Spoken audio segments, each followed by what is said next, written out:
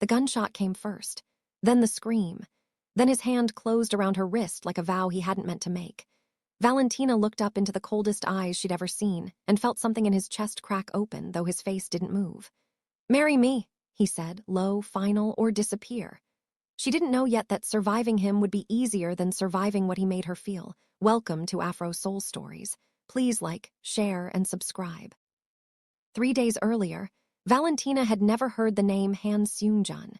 She was a translator working the Seoul fashion gala, hired last minute to smooth conversations between foreign designers and local investors. Her curves filled out the borrowed black dress the agency had given her. Her English-Korean fluency was the only thing keeping her afloat in a city that ate strangers alive. She didn't notice the man in the charcoal suit watching her from across the ballroom, not until a drunk investor grabbed her wrist too hard, laughing, refusing to let go. That was when Seung-jun crossed the room like weather changing. He didn't raise his voice. He simply placed 2 fingers on the investor's shoulder, and the man went pale as if touched by a ghost. "She's not part of tonight's entertainment," Seung-jun said quietly. The investor stammered an apology and fled. Valentina straightened her dress, embarrassed. "I had it handled." "You didn't." His eyes swept over her once, not lustful, assessing like a man cataloging a threat to something he hadn't named yet. "Who hired you?" "That's not your business." Something almost like amusement flickered in his jaw. "Everything in this building is my business." She didn't know then that he owned the hotel, the gala, half the block, and 3 shipping ports besides. The next day, a black car waited outside her apartment. Valentina assumed it was a mistake until the driver said her name correctly, syllable for syllable, the way most Seoulites butchered it. "Mr. Han would like to thank you for your discretion last night." "I don't need thanking," insists. She almost said no. But curiosity, dangerous, familiar curiosity, pulled her into the car anyway. She told herself it was one lunch. She told herself a lot of things that week that turned out to be lies. The restaurant was private, the kind with no menu prices because prices were beneath the people who ate there. Seung-jun stood when she entered, old-fashioned, deliberate, and pulled out her chair himself, which made the waitstaff exchange a glance she wasn't meant to catch. "You didn't have to do this," she said. "I know." He sat across from her, unreadable. "I wanted to." Considered the question longer than it deserved. "I haven't decided yet." She laughed despite herself, a real laugh surprised out of her, and something shifted behind his eyes, quick and dangerous, like a man watching a door open that he'd nailed shut years ago. Word traveled fast in his world. By the following week, Valentina noticed things, a car that trailed 2 lengths behind her taxi, a bouquet of white orchids left at her office with no card, a man who coincidentally sat 2 tables from her at the cafe she frequented, reading a newspaper he never turned a page of. She confronted Seung-jun about it that evening, cornering him outside his own building. "Are you having me followed?" "Watched," he corrected. "Not followed, there's a difference." "To me, there is a difference," he said again, quieter now, "between a man protecting what matters and a man controlling what doesn't." She didn't ask which one she was. She was afraid of the answer and more afraid of wanting it to be the first. That night, she learned what he really was. A rival gang's men cornered her outside a bar, mistaking her for someone tied to Seung-jun, a message meant for him, delivered through her fear. She fought, clawed, screamed until headlights flooded the alley and 4 of Seung-jun's men poured out like a verdict. He arrived last, and his silence was worse than any shout. He crouched in front of her, hands hovering like he was afraid touching her would break something already broken. "Are you hurt?" "I'm fine," she lied. His jaw tightened. Behind him, one of the attackers whimpered an apology no one accepted. He drove her home himself that night, knuckles white on the wheel, saying nothing for 11 blocks. "You could have told me," she finally said. "Who you are, what you do. Would you have taken the lunch?" "No, then you have your answer." She stared out the window, chest tight with something between fury and terror and an ache she refused to call attraction. "I'm not one of your assets, your territory, I'm a person." He stopped the car. Looked at her fully for the first time all night. "I know exactly what you are," he said, voice rough at the edges. "That's the problem." She avoided him for 4 days after that. Refused his calls, sent his driver away, told herself she was safer without a man who apologized in silences and confessed in the way he clenched his jaw.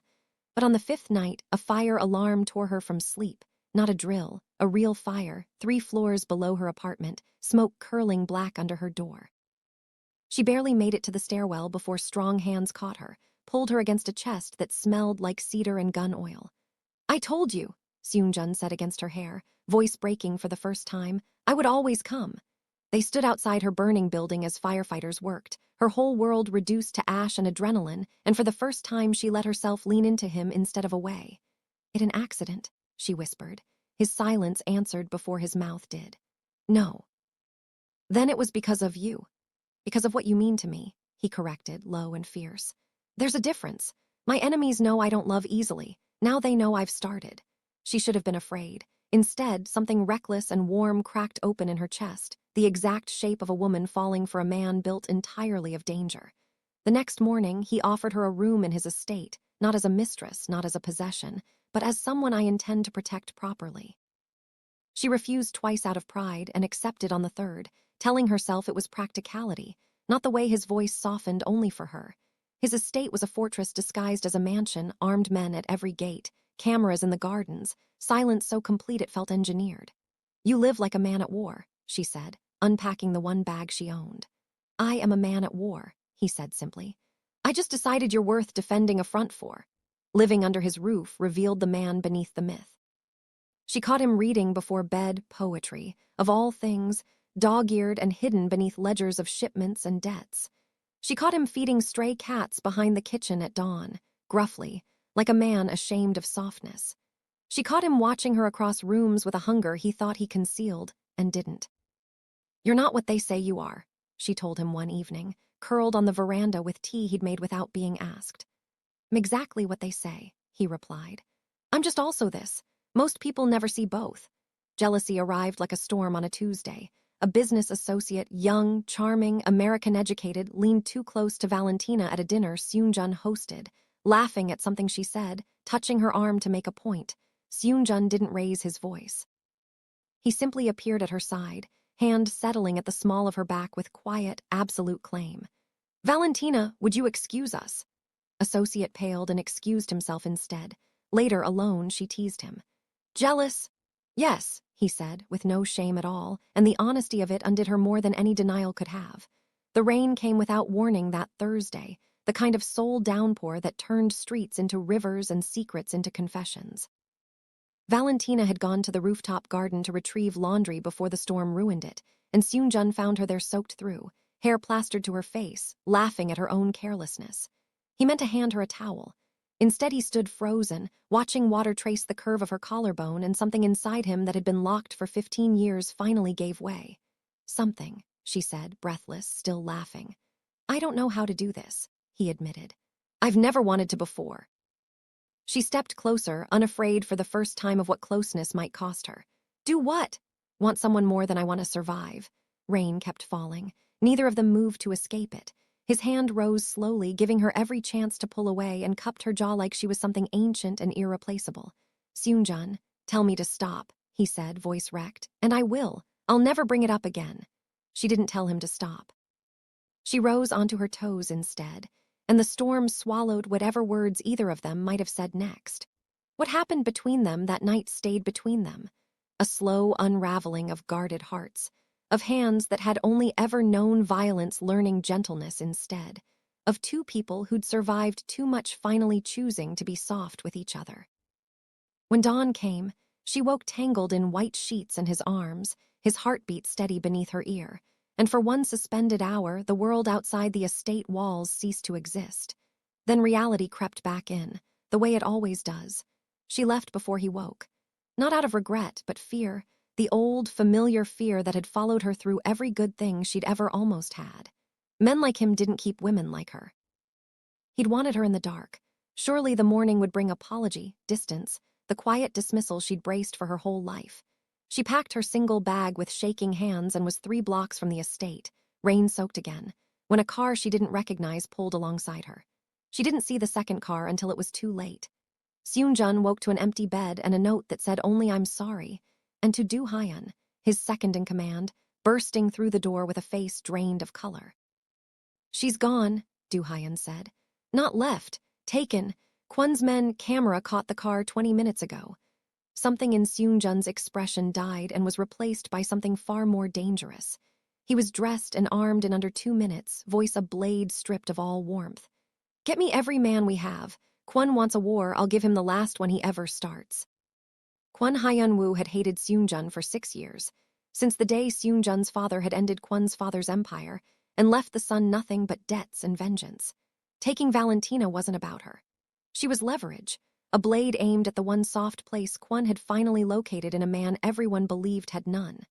"Tell your boss," Kwon said to the phone, watching Valentina's wrists bound with something almost like pity, "that I'll trade her for everything he stole from my family. Or I'll send her back to him in pieces." Valentina, terrified but steady, spat at his feet. "He's going to destroy you." Kwon only smiled. "I'm counting on it." Negotiation call came at midnight. Seung-jun's voice, when Kwon finally got him on the line, was quieter than anyone in the room had ever heard it, which was precisely when his men knew to be afraid. "You have 24 hours to give her back untouched," he said. "After that, I stop negotiating and start hunting." Talk for a man who let a woman walk out of his estate alone. "Let her walk," Seung-jun said, "because I trusted this city to fear me enough not to touch what's mine. You've just corrected that mistake permanently." He ended the call and turned to his men. "Find the warehouse. Tonight." Valentina sat in the dark, cold concrete beneath her and thought absurdly, helplessly, not of rescue, but of him, of rain on a rooftop. Of a dangerous man who fed stray cats at dawn and read poetry he hid from the world. If this was where her story ended, she refused to spend her last hours in fear instead of in the memory of the one place she'd ever felt safe. "He's not coming," one of Kwon's men taunted. "Men like him don't chase lost causes." "You don't know him at all," she said quietly. "He's not chasing me. He's coming to end you." By 3 a.m., Seung-jun's men had the warehouse surrounded, silent as held breath. He went in first, against every protocol Do-hyun begged him to follow, because some things a man does not delegate. He found her in the second room, bound to a chair, chin lifted despite the tremor in her shoulders, and something in his chest that had been armor for 34 years shattered entirely at the sight of her still fighting. "Told them you'd come," she whispered as he cut the ropes. "I will always come," he said, voice breaking on every word. "Always." "Do you understand me now?" Kwon appeared in the doorway a moment later, gun raised, face twisted with the particular madness of a man who'd already lost everything and had nothing left to protect. "One more step, and I end this myself." Seung-jun stepped fully between Kwon's gun and Valentina's body without a flicker of hesitation. "Then end it. But she leaves this building breathing, or neither of us does." Standoff stretched, seconds thick as years, until one of Seung-jun's men fired from the shadows and Kwon crumpled. The war finally, brutally finished. Valentina didn't breathe again until Seung-jun's arms closed around her. He carried her out into the pre-dawn air like something precious rescued from a fire, refusing every hand offered to help, refusing to let go even once she insisted she could walk. In the car, she finally broke, sobbing into his chest the fear she hadn't allowed herself inside that warehouse. "I thought you'd wake up and regret it," she confessed between broken breaths. "I thought that's why I had to run before you could tell me." He tilted her chin up, eyes fierce even through exhaustion. "The only thing I regret," he said, "is not chaining that door shut so you couldn't leave before I told you the truth. Truth, that I love you. That I've loved you since a stranger grabbed your wrist and I understood, for the first time in my life, what I was capable of destroying to keep someone safe." Finale she healed slowly in the weeks that followed, physically first, then in the quieter places fear had bruised. Seung-jun barely left her side, canceling meetings that once would have swallowed his entire month, sitting with her through nightmares she didn't yet have words for, learning the exact temperature of tea she liked without being asked twice. "You don't have to hover," she told him one morning, though her voice held no real complaint. "I do," he said simply, setting a bowl of fruit beside her like an offering. "I spent 6 years building an empire to feel powerful. I spent one night almost losing you to learn what powerless actually feels like. I'm not in a hurry to relearn that lesson." Rumors of the warehouse, of Kwon's death, of Seung-jun's ruthless rescue, spread through Seoul's underworld like wildfire, and with them came something Valentina hadn't expected. Respect for her, not just fear of him. Rival families who'd once dismissed her as a passing distraction began sending careful gifts, cautious invitations, the unmistakable language of men acknowledging a queen they hadn't seen coming. "Afraid of you now too," Seung-jun observed, watching her open yet another basket of orchids from a family that had ignored her existence a month prior. "Good," she said. "I'm done being afraid alone." He looked at her like a man discovering a new favorite thing about someone he'd already thought he knew completely. But old wounds don't close simply because danger passes. One evening, doubt crept back in uninvited. She found him in his study, ledgers spread before him, and asked the question she'd been swallowing for weeks. What happens when the next one comes? When the next warehouse, the next gun, the next reason I could die because I love you, he set his pen down slowly. Then I fight again, and again, for as long as I have breath. He rose, crossed the room, took her face in both hands. The question isn't whether danger comes, Valentina. It always will. The question is whether you'll face it beside me or spend your life running from a love that already caught you. I'm scared, she admitted, the confession costing her more than any fight ever had. I know, he said gently. I'm scared too, every day. Scared I'll fail you the way I failed to protect you from Kwon. But I would rather spend a lifetime terrified beside you than one more hour safe without you. She let out a breath she'd been holding for weeks, maybe years, maybe her whole guarded life. Then don't let go of my hand, she whispered. Not ever. I was never planning to, he said, and kissed her like a vow being sealed. A month later, he took her to the rooftop garden where everything had first cracked open between them, the same tiles, the same view of Seoul glittering below, though the season had turned, and the rain had given way to a clear, star-scattered night. Why here? She asked, though something in her chest already knew. He knelt before she'd finished the question, a small velvet box trembling, actually trembling, in hands that had never once shaken holding a gun. Because this is where I stopped being a man who survives and became a man who lives. Marry me, Valentina. Not because I'm warning you, because I'm begging you. She laughed through sudden tears, remembering another version of those words from a different lifetime, a warning once, now transformed entirely into a plea. Marry you or disappear, is that it? Marry me, he corrected, voice raw, and I disappear instead, every wall I ever built to keep people out. You already undid me, Valentina. I'm only asking you to make it official, she said before he'd even fully opened the box. Yes, Seung-jun, 1,000 times yes. City lights below seemed to hold their breath with him as he slid the ring onto her finger. The wedding was small by his world's standards, though the guest list still read like a registry of Seoul's most powerful families, all of them arriving to witness the notoriously untouchable Han Seung-jun bound, willingly, gladly, to a woman none of them had seen coming. Valentina wore ivory that skimmed her curves like it had been poured rather than sewn, and when she walked toward him, Seung-jun forgot, for the first time in his adult life, every ledger, every enemy, every war he'd ever fought. There was only her and the impossible fact that she had chosen him back. You look terrified, Du Hyun whispered beside him. Never been less afraid of anything, Seung-jun murmured, eyes wet, watching her come home to him down the aisle. He spoke his vows without notes, without hesitation, in a voice steady enough for a man renowned for his composure and rough enough to betray exactly how little composure remained. I spent my life believing love was a weakness enemies could exploit. You taught me it's the only thing worth being unguarded for. I will spend every day protecting this, protecting you, not because you are mine to control, but because you are mine to cherish. Valentina's vows were simpler, quieter, and somehow louder for it. You told me once you'd always come. I promised the same. Wherever you go, whatever storm finds us, I'm not running anymore. I'm staying. Word of the marriage rippled through the underworld as both peace treaty and warning. Touch her, and there would be no negotiation left in him at all. The families who'd once viewed Valentina as an outsider now understood her as something far more permanent. The one person capable of humanizing a man an entire city had built out of fear. Months passed in a rhythm neither had known they were allowed to have quiet mornings, fierce arguments that ended in laughter. A life stitched together from two people who'd both once believed softness was a luxury they couldn't survive. On a spring morning nearly a year after the warehouse, Valentina sat across from him at breakfast, hands wrapped around her tea, watching him read reports he'd stopped truly seeing the moment she started smiling like that. What? He asked, setting the papers down. Need to tell you something, she said, and something in her voice made him go utterly still. We're going to need a bigger nursery than the one your interior designer keeps insisting on. A moment, Han Seung-jun, feared boss of Seoul's most dangerous empire, a man who had once ended wars with a single sentence, simply stared, speechless.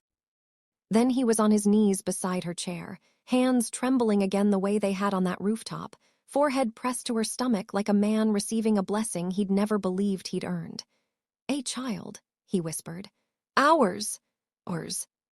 She confirmed, fingers threading through his hair, tears sliding freely down both their faces now.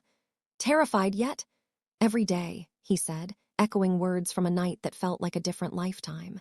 "But I told you I'd rather be terrified beside you than safe without you. That's never going to change. Not for anything. Not for anyone." Outside, Seoul carried on the way it always did, indifferent to empires, unaware that somewhere behind guarded walls, the city's most feared man had become, quietly and completely, someone's whole world. The danger that once defined him hadn't disappeared. It simply no longer had the power to touch what mattered most. Valentina pressed her palm over his, over the life growing quietly beneath it, and understood at last what she'd been running from and running toward all along. Not a warning, never truly a warning, but a promise disguised as one, spoken by a dangerous man who had chosen, against every instinct built into him, to be gentle with her heart. The end.